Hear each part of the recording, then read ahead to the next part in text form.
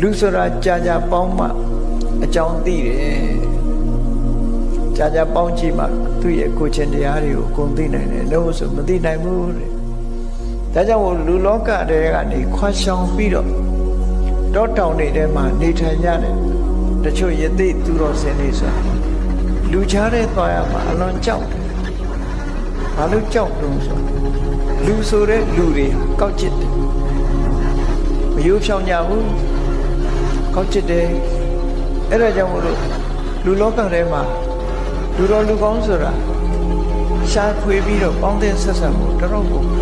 ခဲနေလို့ဆိုပြီးဒီ50ဇတ်တွေထဲမှာ435ခုမြောက်ဟလိဋ္ဌိကာကဆိုတဲ့ဇာတ်ကလေးတစ်ခုမှတ်သားစရာအလွန်ကောင်းတယ်သားဖနှစ်ယောက်ကတောမှနေကြတာယသိအဖေလုံးတဲ့သူကယသိဝတော့သားကလေးကလည်းယသိလေးလိုက်ဖို့ပြီးတောမှနေကြတနေ့ကြတယ်အဖေလုံးတဲ့ယသိကတောထဲမှာတတိဝရံရှာကြံသွားတော့သားလုံးတဲ့ယသိစီအမျိုးသမီးတယောက်ကလာပြီးတော့တောထဲမှာရောက်လာတဲ့အမျိုးသမီးတယောက်ချင်းခွေပဲပြင်းရခုပေါ့လာပြီးတော့ယသိလေးကိုလူအကြောင်းတွေကိုပြောသွားတယ်ခါယသိလေးကစိတ်ဝင်စားတယ်လူပြည်လူတွေဟာပြောစရာကောင်းတယ်ဆိုစိတ်ပါသွားတယ်သူကတောထဲမှာနေတာကြာတော့လူအကြောင်းသိမသိအဲ့ဒါလို့ပြောတော့စိတ်ဝင်စားဖေလို့တဲ့ယသိကြီးကတော့ဒါတွေနောချေပြီးသားဖြစ်တယ်လူအကြောင်းကောင်းကောင်းသိအဲ့တော့သူကပြင်းပြီးတော့လူအတိုင်းဝိုင်းတွေကိုသွားချင်နေချင်သူ့ဖေလာတဲ့အခါကျအဲ့အကြောင်းပြောတာ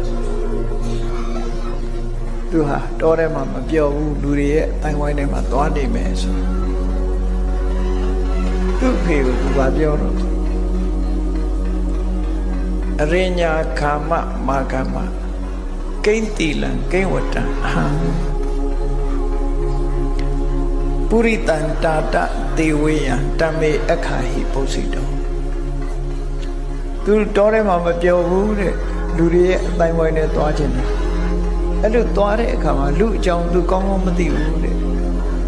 ဘယ်လိုအကျင့်သီလရှိပြီးဘယ်လိုဇယိုက်ရှိတဲ့ဇယိုက်ကောင်းတဲ့ပုဂ္ဂိုလ်မျိုးဘယ်လိုအနေထိုင်ရှိတဲ့ပုဂ္ဂိုလ်မျိုးသူပေါင်းရမှာလဲတဲ့ဘယ်သူတွေနဲ့ပေါင်းတဲ့ဆက်ဆံရမလဲအဲ့ဒါကိုပြောပါဆုံးမပြောကြပါလို့သူဖေပြောတဲ့အခါကျတော့အဖေလုံးတဲ့ယသိကြီးက